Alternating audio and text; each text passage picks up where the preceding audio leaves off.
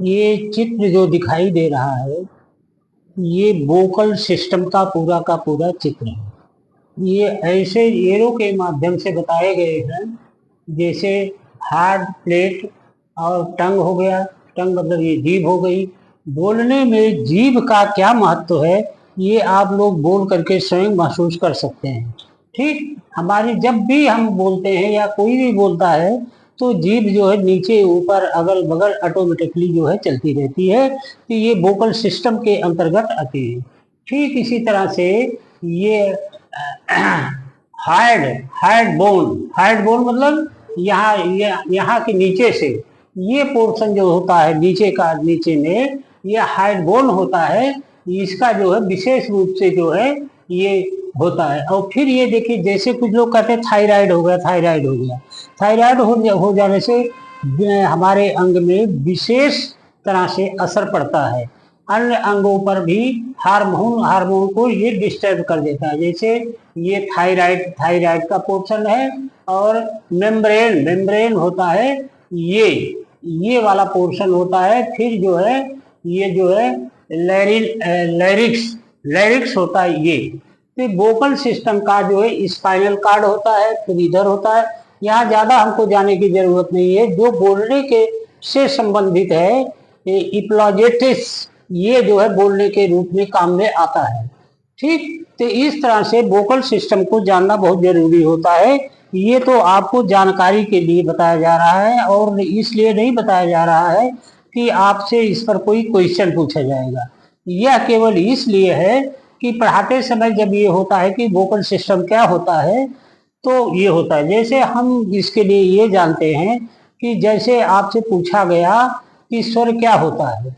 स्वर एक ऐसी ध्वनि होती है जो हमारे मुख विवर से, यानी मुंह से जो है ये बगैर किसी सहायता के, बगैर किसी टच के, बगैर किसी वाइब्रेशन के बाहर निकल आती है। जैसे हमने कहा आ, हमारा मुंह निकला, खुला, और आ की ध्वनि बाहर आ गई। तो आ का मतलब हुआ ये,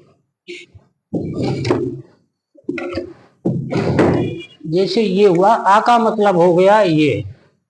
ठीक, ये आ हो गया। ठीक, तो ये आवाज कहाँ से निकल रही है? हमारे मुंह से निकल रही है। और आ को जानने में ये कहीं से कोई किसी तरह की सहायता की जरूरत नहीं पड़ती। उसी तरह से बण होता है। बण मतलब जिसको इंग्लिश में कॉन्सोनेंट कहते हैं। कॉन्सोनेंट को जो है जानने के लिए आपको ये जानना जरूरी है, बण। बण जैसे ये होता का, ये खा, गा, यानी का वर्ण। ये क्या हो गया? का। अब का एक ऐसी ध्वनि होती है, यानी बड़ ऐसी ध्वनि होती है, कॉन्सोनेंट ऐसी ध्वनि होती है जो बगैर स्वर की सहायता से नहीं बोली जा सकती। जैसे हमने कहा का, तो का के बाद जो है आप यूं समझ सकते हैं कि ये का हुआ, का प्लस आ लगा हुआ है। अगर का में से आ निकाल दिया जाए तो क्या आप इसको पढ़ सकते हैं? नहीं पढ़ सकते हैं। ठीक, तो ये चीजें आप आज का लेसन रहा हमारा, हम लोगों का, स्वर और व्यंजन क्या है। हमको ये आभास होता है, ये है कि हम ये जो है आप लोगों को स्वर और व्यंजन के रूप में आपको ये जो है ज्यादा जो है ये जानकारी आपको हो गई होगी।